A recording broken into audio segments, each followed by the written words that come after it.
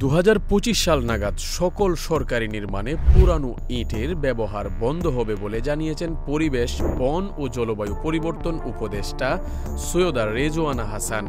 শুক্রবার বাংলাদেশ সংবাদ সংস্থার সঙ্গে এক সাক্ষাৎকারে তিনি এসব কথা বলেন।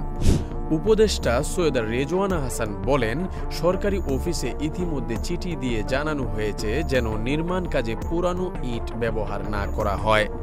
সরকারই হচ্ছে নির্মাণ কাজে ইটের সবচেয়ে বড় গ্রাহক।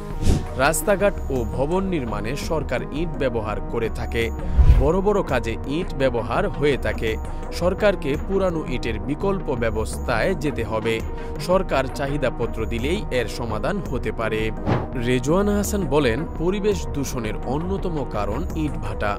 এটি বন্ধের বিষয়ে সরকার কঠোর অবস্থানে রয়েছে।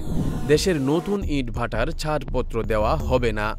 ৩,৪৯১টি ইট ভাটার পরিবেশ ছাড়পত্র না থাকায় তাদের কার্যক্রম বন্ধ করে দেওয়া হবে। অন্যদিকে জেলাগুলোতে অবৈধভাবে স্থাপিত ইট ভাটাকে জনস্বার্থে অন্য স্থানে সরিয়ে নেওয়া হবে। তবে ব্লক ইট তৈরির কাজে প্রয়োজনে প্রণোদনা দেবে সরকার।